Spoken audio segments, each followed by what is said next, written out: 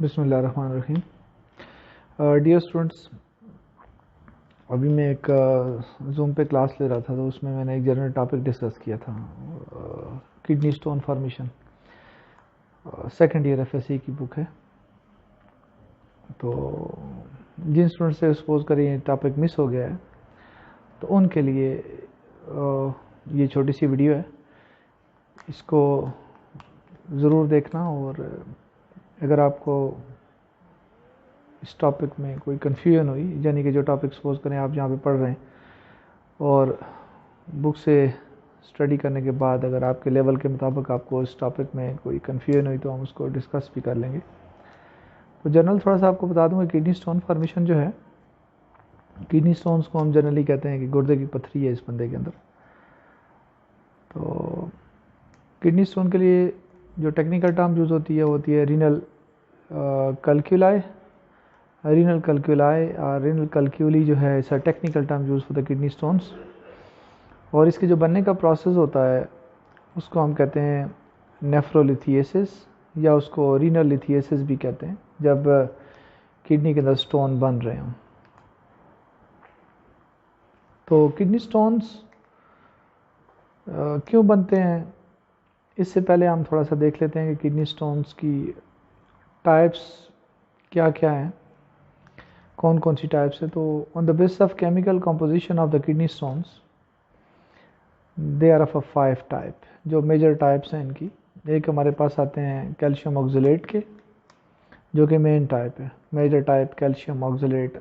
Calcium का अगर आपकी बॉडी में अप लेवल है, जैसे सपोज करें ब्लड में ज़्यादा तो हाइपर कैल्सीमिया उसको कहते हैं, और अगर फिल्ट्रेट में ज़्यादा हो रहा है तो हाइपर कैल्सीयूरिया। और ये क्यों होता है? Because of disturb level of hormones. जैसे सपोज करें पीटीएच है, पैराथायराइड हार्मोन जो है, उसका लेवल अगर ड्रॉप आउट कर रहा है।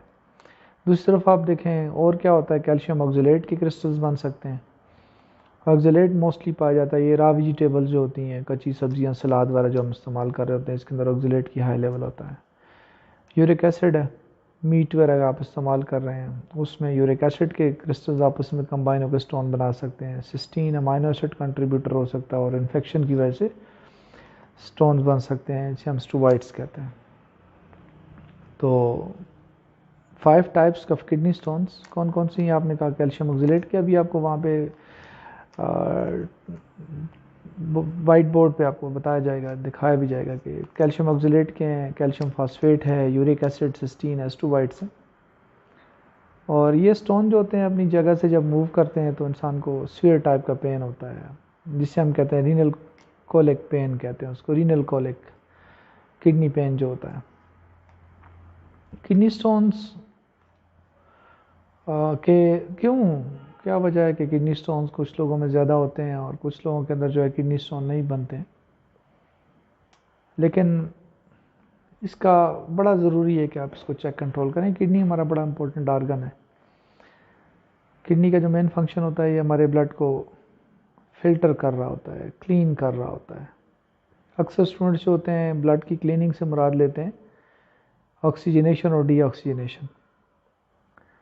क्लीनिंग से मुराद ये होती है कि जो नाइट्रोजनस वेस्ट है, मेटाबॉलिक वेस्ट जो होता है, इसका हमारे ब्लड से जो रिमूवल होता है, तो वो जो नाइट्रोजनस वेस्ट है मोस्टली रिमूव कर रहा होता है हमारी किडनी, और गैसेस एक्सचेंजमेंट लंग्स कर रहे होते हैं, जो ऑक्सीजनेशन और डीऑक्सीजनेशन होती है। खैर, तो स्टोन्स का रिमूवल ज़रूरी होता है, और उसकी वजह ये है कि किडनी को अगर आप सपोज करें इसी तरह से छोड़ देते हैं और वो अगर वो अपनी फंक्शनिंग छोड़ देते हैं, तो किडनी का सिर्फ और सिर्फ यही फंक्शन नहीं होता आपके ब्लड को क्लीन करना, बल्कि उसके साथ साथ किडनीज जो होती हैं वो ईपीओ प्रोड्यूस करती हैं, जो कि आरबीसी की प्रोडक्शन के लिए बड़ा ज़रूरी होता है। विटामिन डी की एक्टिवेशन करती हैं, जो बोन्स के ऊपर कैल्शियम की डिपोजिशन के लिए ज़रूरी होता है। तो आप लोग देखें, किडनी जो होती है वो आपके लिए बहुत सारे काम कर रही होती है, और अगर किडनी काम नहीं करेगी तो उसमें फिर आपकी बोन्स वीक हो जाती हैं, आप अनीमिक हो जाते हैं। तो स्टोन्स की ट्रीटमेंट ही बड़ी ज़रूरी है।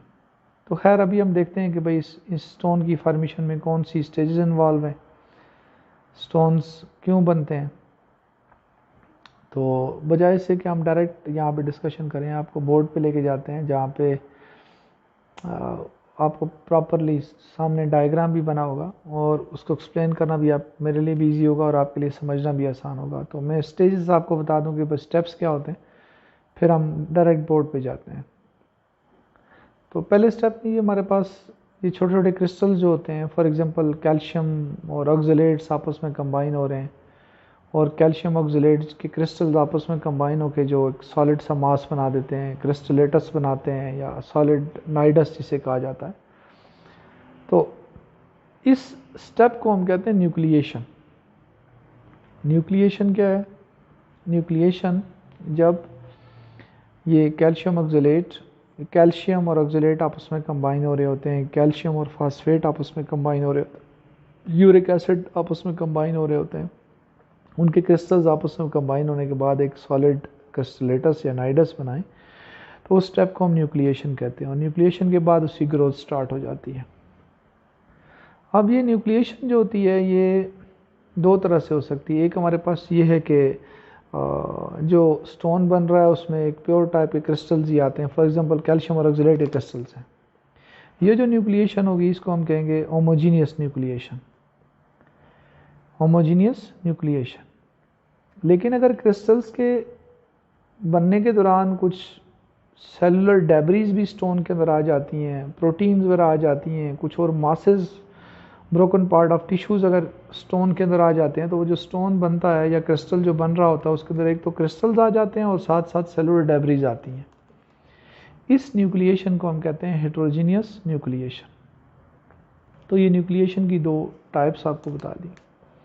किडनी स्टोन बनने की वजूहत क्या होती हैं? एक तो सपोज करें आपका फ्लूइड इनटेक कम है, सुपर सेचुरेशन हो चुकी है और स्टोन्स बनने में जो इनहिबिटर होते हैं, फॉर एग्जांपल सिट्रेट इनहिबिट करता है इनको आपस में कंबाइन होने से, तो इनहिबिटर का इनटेक आपका कम है या इनहिबिटर आपके यूरिन के साथ बॉडी से रिलीज़ हो रहे हैं, तो फिर स्टोन बनने के चांसेस ज़्यादा होते हैं।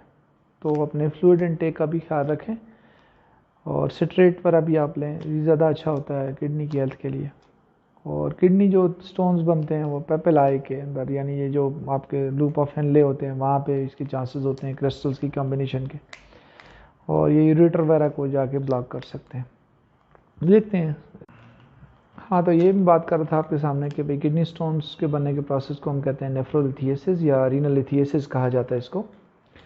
स्टोन को रेनल कैल्कुलाई भी कहते हैं। टाइप्स आपको मैंने बताई कौन कौन सी टाइप्स हैं, वो सामने मेंशन आउट की हुई हैं। और स्टेप्स की हम बात करते थे। न्यूक्लिएशन किसे कहते हैं? न्यूक्लिएशन में ये देखें आप, ये डिस्प्ले किया हुआ कि न्यूक्लिएशन में हमारे पास जो क्रिस्टल्स आपस में कंबाइन हो रहे हैं और सॉलिड नाइडस बना रहे हैं, इस प्रोसेस को हम न्यूक्लिएशन कहते हैं। और न्यूक्लिएशन की टाइप्स आपको बताएं कि हमारे पास जो बनने वाला ये मटेरियल जो है इसके अंदर अगर सिर्फ क्रिस्टल्स हैं तो वो होमोजीनियस न्यूक्लिएशन आती है, लेकिन उसके साथ साथ अगर इसके अंदर कोई सेलुलर डेब्रीज आती हैं तो उसको हम कहते हैं हेटेरोजीनियस न्यूक्लिएशन। अब किडनी स्टोन जो हैं वो मोस्टली कहाँ पे बन रहे होते हैं? आपके सामने एक नेफ्रॉन का स्ट्रक्चर आ जाता है और नेफ्रॉन के स्ट्रक्चर के अंदर हमारे पास ये जो बेस पे ये जो जगह है इसको हम लूप ऑफ हेनले का बेस कहते हैं। यहाँ पे क्योंकि इधर से ब्लड फिल्ट्रेट आता है, फिर यहाँ से डाउन डिसेंडिंग लेन के अंदर आता है और यहाँ से असेंडिंग में ऊपर जाता है, तो इधर हमारे पास जो है वो प्रेशर बढ़ता है, यानी कंसंट्रेशन जो होती है वो 1200 मिली ऑस्मोलेटर यहाँ पे हो रही होती है। तो इधर क्रिस्टल्स के आपस में कंबाइन होने के चांसेस ज़्यादा होते हैं। तो इधर ये क्रिस्टल छोटे छोटे कंबाइन होने के बाद फिर ये आप ये किडनी की तरफ आएँ तो ये पायरामिड्स आते हैं और पायरामिड से होते हुए ये रीनल पेल्विस के अंदर और ये यूरेटर के अंदर आ जाते हैं और बाज़ दफ़ा यूरेटर को ब्लॉक कर देते हैं। तो इधर ये बनने के चांसेस इनके ज़्यादा होते हैं। अब रिस्क फैक्टर क्या है, किन लोगों के अंदर ये ज़्यादा होता है? तो काजेज़ क्या हैं? सुपर सैचुरेशन आ जाती है, एब्सेंस ऑफ इनहिबिटर आ जाता है, डिहाइड्रेशन या लेस इनटेक ऑफ फ्लूइड आ जाता है, और increase secretion of inhibitor. Inhibitor मैंने बताया ये क्या होते हैं। इनहिबिटर हमारे पास ये सिट्रेट जैसे आपको एग्जांपल बताई गई है, ये क्या करते हैं, ये जो क्रिस्टल्स बनते हैं इनको आपस में कंबाइन होने से रोकते हैं। तो जब इनहिबिटर डेफिशिएंट होंगे तो फिर ये इजीली आपस में कंबाइन होकर तो सॉलिड नाइडस बना सकते हैं, तो किडनी स्टोन बनने के चांसेस ज़्यादा होंगे।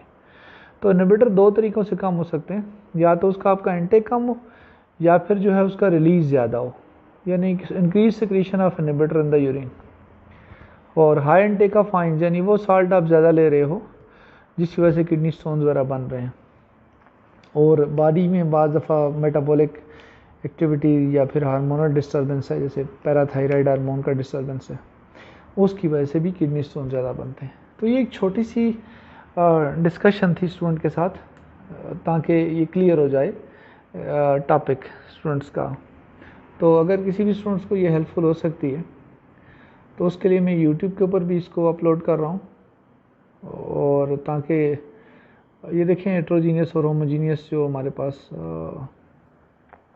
नाइडस बन रहा है, न्यूक्लिएशन जो हो रही है वो है, तो ओप्सो। और आपको सपोज करें इनमें से कोई, ये जो मैंने हल्की सी डिस्कशन आपके साथ यहाँ पे की है, इसमें अगर आपको कोई कन्फ्यूजन हो रही है जो आपकी बुक में सपोज करें दिया हुआ है और वो आपको क्लियर नहीं है, तो you can ask in the comments as well. तो सी यू इंशाल्लाह विद द नेक्स्ट टॉपिक। ये शॉर्ट सी वीडियो थी, एक छोटी सी डिस्कशन में बोर्ड पे ड्रा किया था, तो मैंने कहा बकाया स्टूडेंट्स के साथ भी ओपनली शेयर।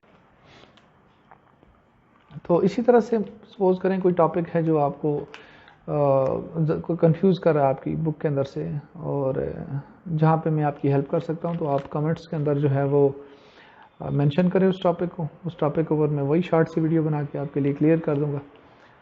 और साथ साथ जो है अगर कोई MCQs अभी, क्योंकि ईटा का भी कुछ डेज़ करीब है, डिफरेंट टाइप की जो है रजिस्ट्रेशन ओपन हो चुकी है। UET जैसे इंजीनियरिंग वाले हैं, उसके बाद MD कैट वगैरह की जो है वो रजिस्ट्रेशन स्टार्ट जैसे ही होगी तो आपको पता चल जाएगा इस चीज़ का। तो ऑलमोस्ट या तो अक्टूबर के मंथ में होगा या फिर जो है एंड ऑफ अक्टूबर में, जल्दी नहीं हो सकता है, सितंबर में नहीं हो सकता है, अक्टूबर तक होगा, उसके मिड ऑफ अक्टूबर में आपका टेस्ट। और कोई भी ऑनलाइन वाला जो है वो इतना फिजिबल नहीं है, और वो इतना अफोर्ड ही नहीं कर सकते हैं इदारे के भाई ऑनलाइन के लिए करें। होगा आपका टेस्ट, लेकिन टेस्ट जो है वो पॉसिबल है कि प्रॉपर सोशल डिस्टेंसिंग के साथ होगा और फिज़िकल डिस्टेंसिंग के साथ होगा। जो आपके एग्ज़ाम सेंटर हैं वो ज़्यादा हो सकते हैं किसी एक सिटी के अंदर, जैसे क्राउड वाला काम नहीं होगा।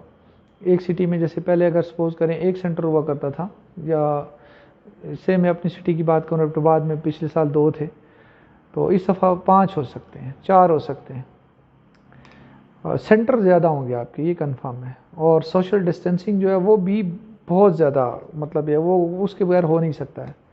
और किसी भी र्यूमर के अंदर ना पढ़ें, आपको कोई ज़रूरत नहीं है कि मतलब ये है कि आप इस बहस में पढ़ें कि ईटा कब होगा, कैसे होगा। जब होगा आपको पता चल जाएगा। एक बात बिल्कुल क्लियर है कि इतनी जल्दी होने वाला नहीं है, बस आप अपने जहन में रखें एंड ऑफ सितंबर, उसके लिए अपने आप को तैयार करें। और इन दिनों में ज़्यादातर जो है वो कन्फ्यूजन क्रिएट करने के लिए डिफरेंट टाइप की कहानियाँ होती हैं, वो आपने बिल्कुल नहीं सुननी है। आप लोगों ने अपनी स्टडी के ऊपर कंसंट्रेट करना है, अपने आप को मेंटली तौर पर स्ट्रॉन्ग रखें, अपने सब्जेक्ट्स को कंसंट्रेट करें। आपका 90 to 92% जो एंट्री टेस्ट होता है वो सारा का सारा आपकी बुक की स्ट्रेट लाइंस होती हैं, चाहे वो बायोलॉजी हो। बायोलॉजी में तो आप ये 95% तक ले जा सकते हो कि भाई पूरी बुक की लाइंस आ रही होती हैं, 5% को आप निकाल दें। केमिस्ट्री भी यही हिसाब है, फिज़िक्स का भी है, और फिज़िक्स की वेटेज भी कम हो चुकी है, मतलब 40 MCQs हैं, ये इस तरह से कर चुके हैं। इंग्लिश के आप इंग्लिश में इजीली अटैम्प्ट कर सकते, नेगेटिव मार्किंग नहीं है। तो आप ऑप्टिमिस्टिक रहें, पॉजिटिव रहें, आप अपनी डेस्टिनी को अचीव कर सकते हैं। गोल ओरिएंटेड रहें, अपने टाइम को बिल्कुल ज़ाया ना करें, और अपनी सेहत का बहुत ख्याल रखें। अपनी सेहत का बहुत ख्याल रखें, अपनी नींद का ख्याल रखें। ये कहीं पे भी, मतलब मेरे तो उसमें है ही नहीं है कि भाई मैं किसी भी स्टूडेंट्स को अपने ये बोलूँ कि आप 24 घंटों में से 18 घंटे पढ़ें। ये पढ़ने वाला काम इतना ज़्यादा जो होता है, ये खाम एक ट्रेंड बनाया होता है रट्टा लगाने के लिए। आपने अगर पढ़ना है तो उतना पढ़ें जितना आप डाइजेस्ट कर सकते हैं। ब्रेन पे जुल्म ना करें। आपका दिमाग आपके टेस्ट में जो काम आने वाली चीज़ है वो आपका कल का दिमाग होगा। कोई भी बंदा आपके काम नहीं आएगा, तो इसका ख्याल रखें, कल ये आपका ख्याल रखेगा। Have a wonderful time ahead इंशाल्लाह। आप अगर कोशिश करेंगे तो उसका रिवार्ड आपको अच्छा मिलेगा। See you with the next topic. और अगला टॉपिक जो होगा वो जो आपकी डिमांड होगी उसके मुताबिक आपको बनाया जाएगा।